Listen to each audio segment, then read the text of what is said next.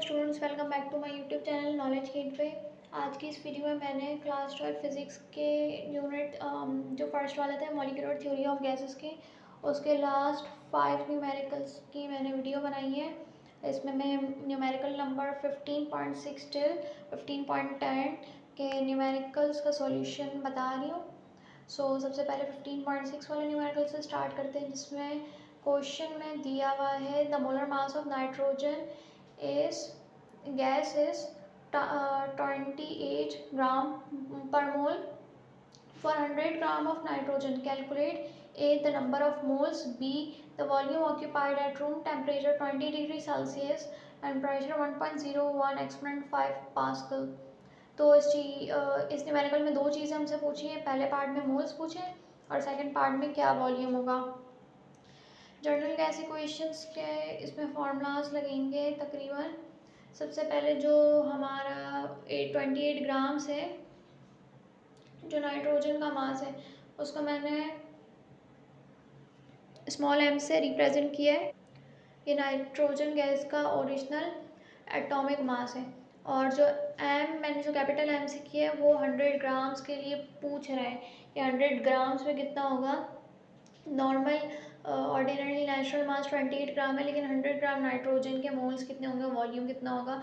Temperature 20 degree Celsius है, उसको हम चेंज करेंगे केल्विन में, प्लस 273 करके 293 केल्विन टेम्परेचर आ जाएगा। प्रेशर सेम है, यही वाला यूज़ करेंगे। पहले पार्ट में मैंने मोल्स निकालने हैं, लेकिन उससे पहले बताऊँ, मैंने आपको दो फार्मूलाज लिखवाए हैं। इसमें n is to small m upon m capital m जो है इसमें हमारे पास आएगा, सॉरी एक करेक्शन करनी थी वो मैं आपको बता दूँ। स्मॉल m को 100 ग्राम्स यहाँ पर है, जो ऊपर मैंने शफल करके गलती से लिख लिया था। कैपिटल M इसका ओरिजिनल मॉलिक्यूलर मास है 28 ग्राम, और जो स्मॉल m है 100 ग्राम गिवन मास है। अब नंबर ऑफ मोल्स का नॉर्मल फार्मूला होता है given mass upon molecular mass. तो गिवन मास स्मॉल m है और मॉलिक्यूलर मास कैपिटल वाला है। और दूसरा PV equals to nRT general gas equation की फार्मूला है। सॉल्यूशन में पहले निकालेंगे हम नंबर ऑफ मोल्स, जितने भी मोल्स हमें दिए हुए हैं क्वेश्चन में, जो ओरिजिनल नहीं है 100 ग्राम हमें दिया हुआ है इसका, वो ऊपर लिखना है। और जो 28 इसका ओरिजिनल मॉलिक्यूलर मास होता है नाइट्रोजन गैस का, वो लिखना है। जब इन दोनों को डिवाइड कर लेंगे 3.57 या फिर 3.58 के अराउंड मोल्स हमारे पास आ जाएंगे, और उसके साथ उसका यूनिट मोल भी लिखना है।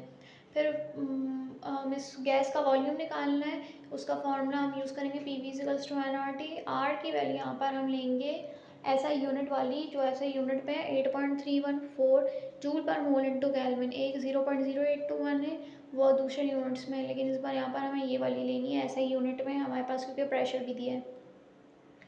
तो ऊपर हम नंबर ऑफ़ मोल्स जो हमने निकाले वो लिख लेंगे, इस R की वैल्यू लिख लेंगे और टेम्परेचर डाल लेंगे, और नीचे प्रेशर से डिवाइड कर लेंगे। तो वॉल्यूम हमारा आंसर आएगा 0.086। अब आप इसमें यूनिट मीटर क्यूब भी लिख सकते हैं और DM क्यूब भी लिख सकते हैं, दैट्स अप टू यू। और फिर एंड में आपको रिजल्ट लिखना है। Here is your result. Result में आप लोगों ने लिखना है कि the mole of nitrogen is 3.58 moles and its volume is 0.086 DM cube और आइदर मीटर क्यूब। 15.7 न्यूमेरिकल में पूछ रहा है sample of gas contains 3.0 exponent 24 atoms, 24 है। Calculate the volume of a gas at temperature of 300 kelvin and a pressure of 120 kilo pascal. Number of atoms दिए 3 exponent 24 atoms.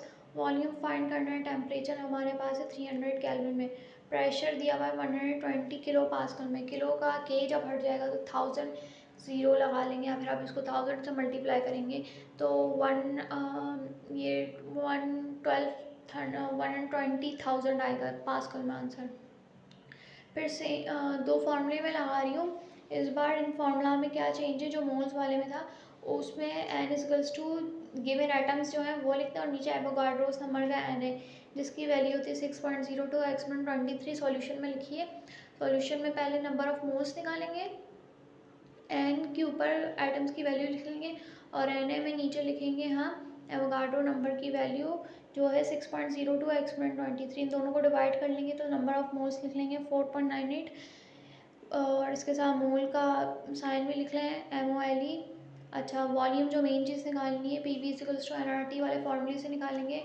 फार्मूले को shift करेंगे तो फिर सबसे ऊपर हम n की जगह लिखेंगे 4.98 मोल्स जो अभी निकाले थे, और 8.314 R की वैल्यू लिखेंगे, और टेम्परेचर जो हमने कन्वर्ट की हमें ऑलरेडी केल्विन में मिला था वो लिखेंगे, और डिवाइड करेंगे प्रेशर से जो हमने कन्वर्ट किया था, तो वॉल्यूम हमारा आएगा 0.104 मीटर क्यूब में, और रिजल्ट आप लिख सकते हैं the volume of the sample of gas is 0.104 metre cube. Numerical number 15.8 में पूछ रहे हैं calculate the root mean square speed of hydrogen molecule at 0 degree Celsius and 1 atmosphere pressure. Assuming hydrogen to be an ideal gas, the density of hydrogen is 8.99 exponent 2 kg per meter cube। अब root mean square velocity निकालना है। 3-4 फार्मूले होते हैं। सबसे पहले जो आपको गिवन हो कंडीशन उस हिसाब से आपने फार्मूला लगाना है। टेम्परेचर यहाँ पे गिवन है, लेकिन टेम्परेचर के साथ जब मास मिलेगा तो वो अगले उसमें फार्मूला आएगा ये 3 kT/m, अंडर रूट के अंदर ये वाला लगाना। अगर मास भी, अब मास यहाँ पर नहीं, सिर्फ प्रेशर है हमारे पास, और डेंसिटी मेन चीज़ है, तो इसलिए हमने इस बार ये वाला फार्मूला लगा VRMS equals to under root 3P, ये normal P upon rho, density को रो से रिप्रेजेंट करते हैं। अब अंडर रूट में इसकी सारी वैल्यूज़ लिख लेंगे। प्रेशर हमें 1 एटमॉस्फेयर में मिले, लेकिन ऐसा यूनिट में प्रेशर की वैल्यू चेंज होती है, उसकी वैल्यू आप याद रख लें, तो 1.013 एक्सपोनेंट 5 पास्कल।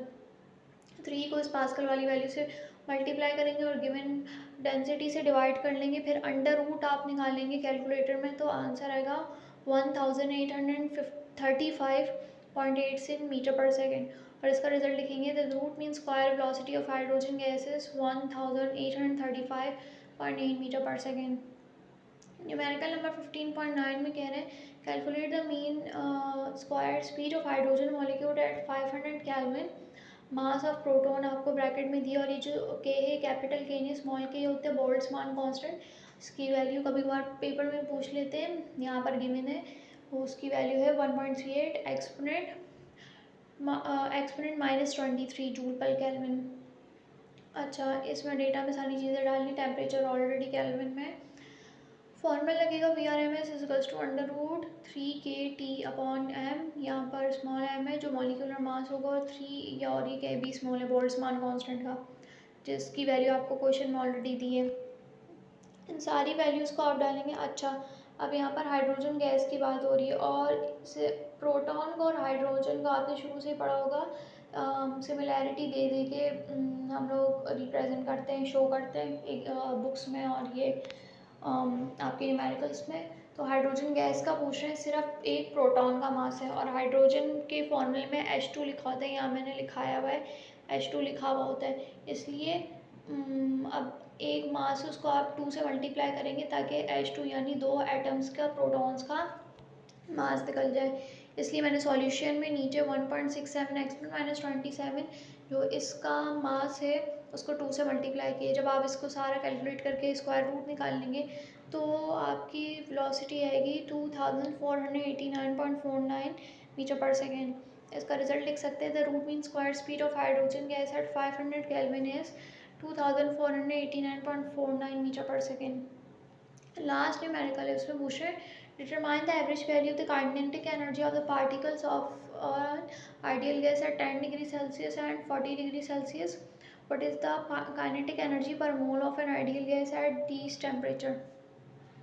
अच्छा, इन सब के आप डेटा बना लेंगे। इस क्वेश्चन में आपको बोल्ट्जमान कांस्टेंट की ज़रूरत पड़ेगी और उसकी वैल्यूज़ बढ़नी है, और शायद एग्जाम में वो वैल्यू ना दी, तो आप ये याद रख लें। और 2 चीज़ें निकालनी, एक है काइनेटिक एनर्जी पर पार्टिकल, और जो दोनों में काइनेटिक एनर्जी डिफरेंस निकलेंगी और डिफरेंट टेम्परेचर्स पर।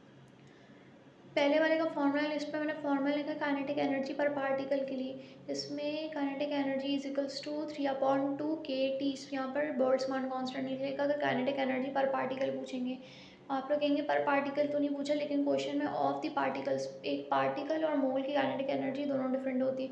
अगर काइनेटिक एनर्जी पर मोल पूछेंगे तो 3/2 RT वाला फार्मूला लगेगा।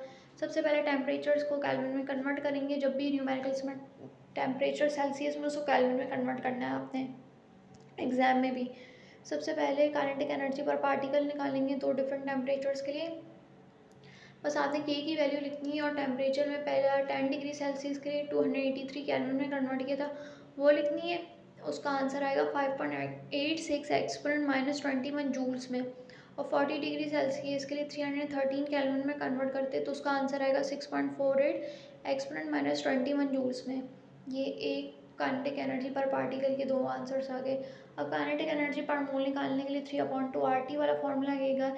इसमें 10 डिग्री सेल्सियस की केल्विन में वैल्यू 283 केल्विन, उसमें मल्टीप्लाई वगैरह आप सब कर लेंगे तो आंसर आएगा 3526.57 जूल पर मोल। जबकि 40 डिग्री सेल्सियस में 330 केल्विन है, उसको सारा सॉल्व करके आंसर आएगा 3901 जूल पर मोल। रिजल्ट में क्या पूछेंगे लिखेंगे हम द काइनेटिक एनर्जी पर पार्टिकल एट 10 डिग्री सेल्सियस जो आंसर निकला वो लिख लेंगे और एट 40 डिग्री सेल्सियस में उसका आंसर। जबकि यहाँ पे बी भी आप लोग डाल लें। एक minute wait. The kinetic energy per mole at 10 degree Celsius is 3526.57 joule पर मोल। यहाँ पर यूनिट्स भी डिफरेंट हुए हैं। और at 40 degree Celsius is 3901 joule पर मोल। आई होप आप लोगों को सारे न्यूमेरिकल समझ आ गए हों और इस वीडियो से आप लोग अपने बुक की न्यूमेरिकल सॉल्व कर लेंगे। सो फिर मिलते हैं नेक्स्ट वीडियो में नए न्यूमेरिकल्स के साथ। तब तक के लिए टेक केयर एंड अल्लाह हाफिज़।